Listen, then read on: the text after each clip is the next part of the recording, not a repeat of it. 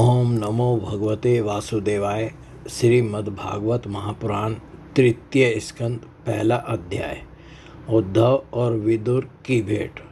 श्री सुखदेव जी ने कहा, परीक्षित, जो बात तुमने पूछी है वही पूर्व काल में अपने सुख समृद्धि से पूर्ण घर को छोड़कर वन में गए हुए विदुर जी ने भगवान मैत्रेय जी से पूछी थी। जब सर्वेश्वर भगवान श्री कृष्ण पांडवों के दूत बनकर गए थे, तब वे दुर्योधन के महलों को छोड़कर उसी विदुर जी के घर में उसे अपना ही समझकर बिना बुलाए चले गए थे। राजा परीक्षित ने पूछा, प्रभु, यह तो बतलाइए कि भगवान मैत्रेय के साथ विदुर जी का समागम कहाँ और किस समय हुआ था।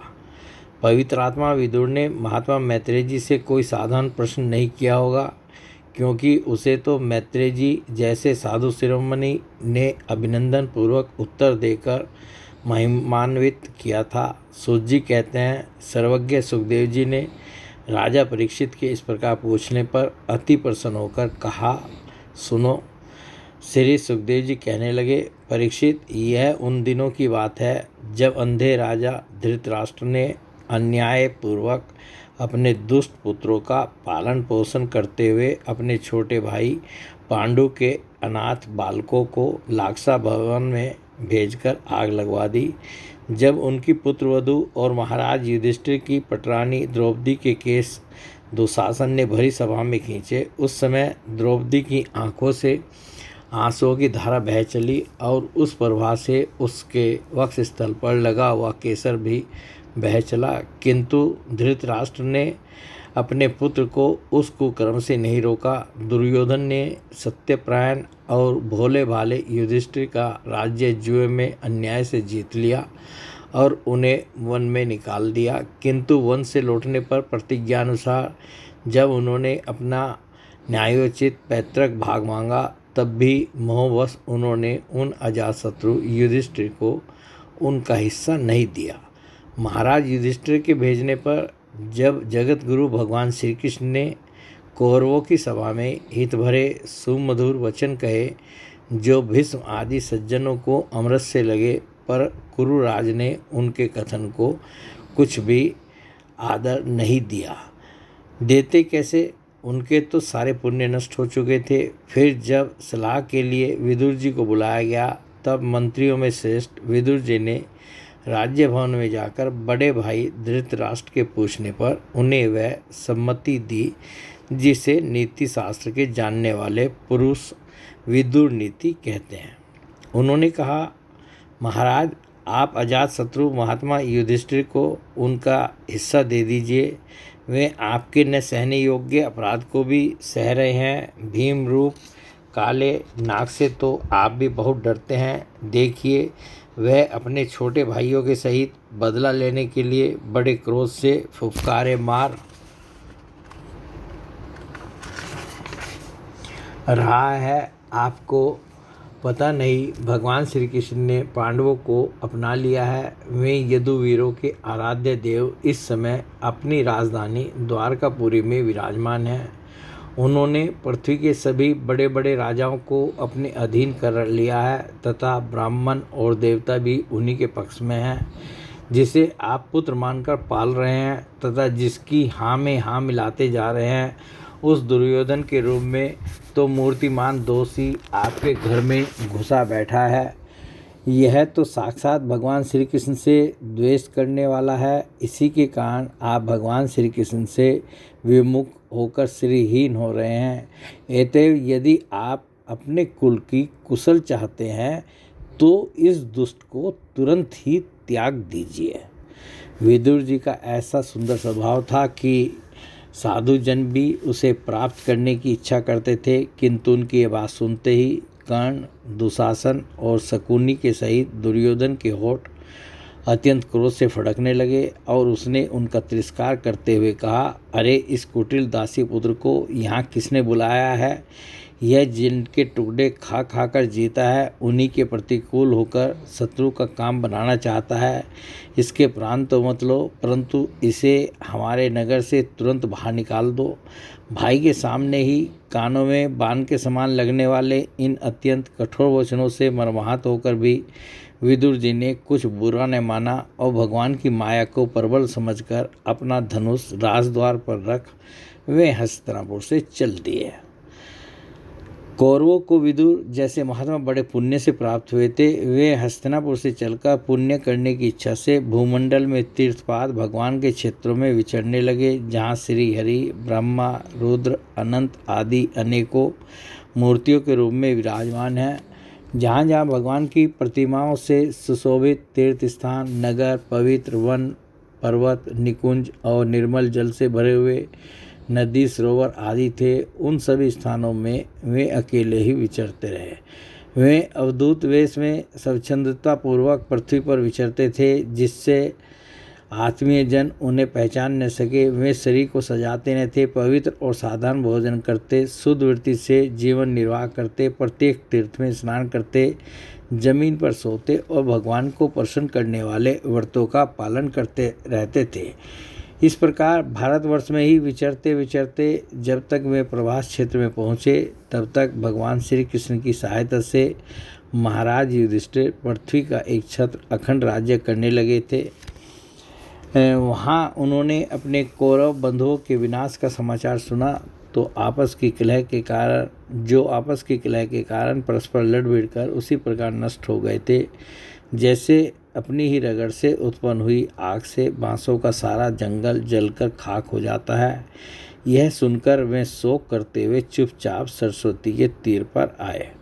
वहाँ उन्होंने त्रित, उष्णा, मनु, पृथु, अग्नि, असित, वायु, सुदास, गुह और श्राद्धदेव के नामों से प्रसिद्ध 11 तीर्थों का सेवन किया। इनके सिवा पृथ्वी में ब्राह्मण और देवताओं के स्थापित किए हुए जो भगवान विष्णु के और अनेकों मंदिर थे, जिनके शिखरों पर भगवान के प्रधान आयुध चक्र के चिन्ह थे और जिनके दर्शन मात्र से श्री कृष्ण का स्मरण हो आता था, उनका भी सेवन किया।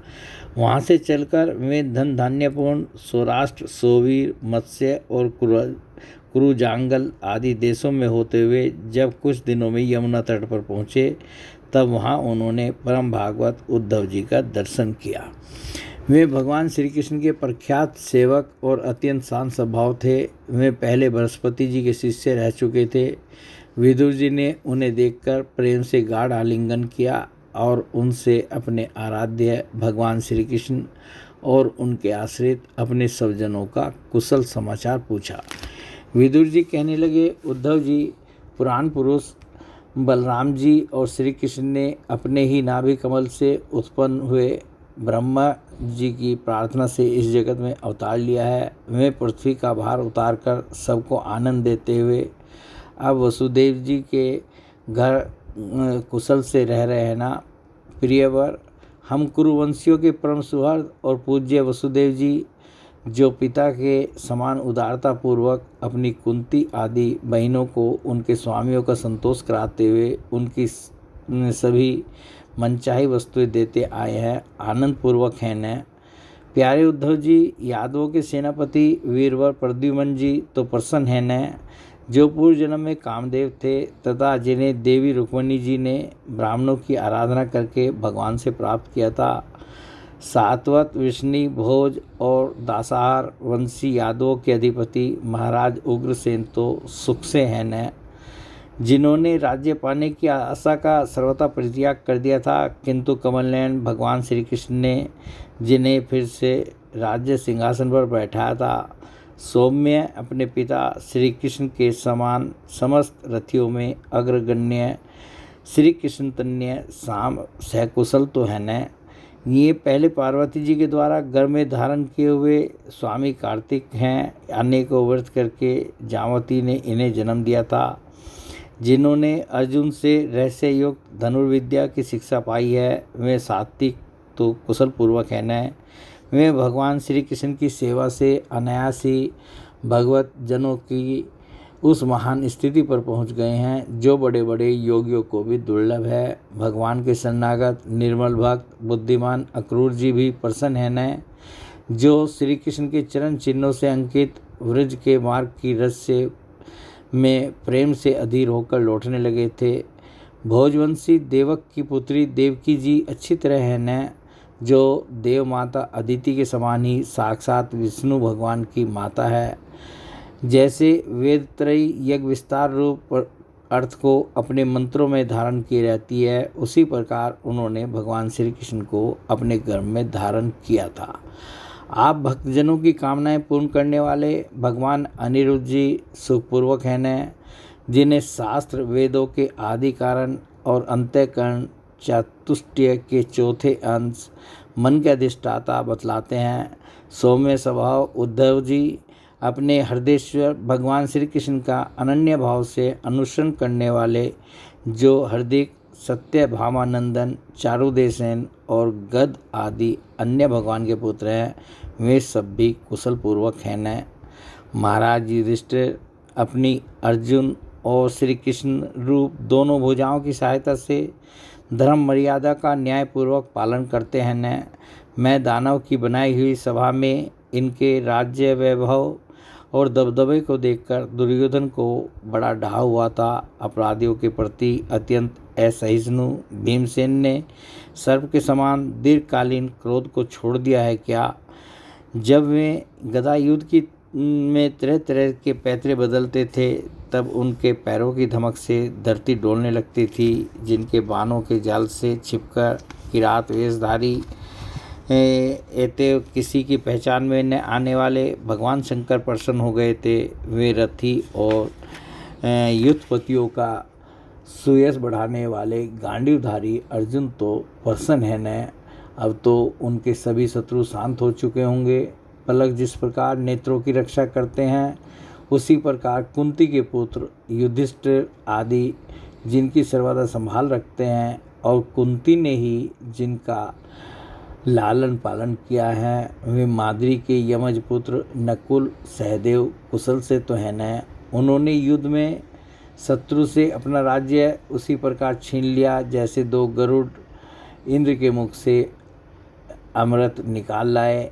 अहो बेचारी कुंती तो राजऋषि श्रेष्ठ पांडु के वियोग में मृत प्रायसी होकर भी इन बालकों के लिए ही प्राण धारण किए हुए है। रथियों में श्रेष्ठ महाराज पांडु ऐसे अनुपम वीर थे कि उन्होंने केवल एक धनुष लेकर ही अकेले चारों दिशाओं को जीत लिया था। सौम्य स्वभाव उद्धव जी, मुझे तो अधपतन की ओर जाने वाले उन धृतराष्ट्र के लिए बार बार शोक होता है, जिन्होंने पांडवों के रूप में अपने परलोकवासी भाई पांडु से ही द्रोह किया तथा अपने पुत्रों की ही हाँ में हाँ मिलाकर अपने हित चिंतक मुझ को भी नगर से निकलवा दिया।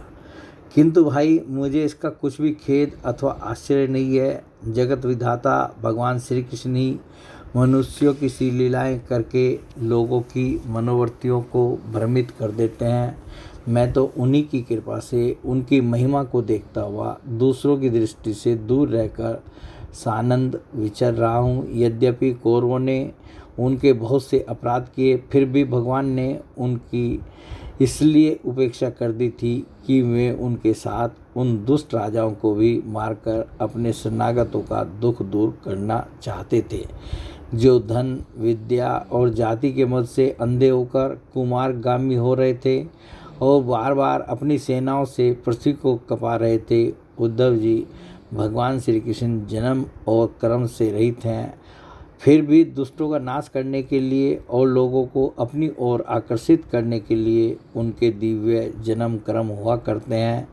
नहीं तो भगवान की तो बात ही क्या, दूसरे जो लोग गुणों से पार हो गए हैं, उनमें भी ऐसा कौन है जो इस कर्माधीन देह के बंधन में पड़ना चाहेगा। अतः मित्र, जिन्होंने अजन्मा होकर भी अपनी शरण में आए हुए समस्त लोकपाल और आज्ञाकारी भक्तों का प्रिय करने के लिए यदुकुल में जन्म लिया है, उन पवित्र कीर्ति श्री हरि की बातें सुनाओ। बोलिए भगवान श्री कृष्ण की जय।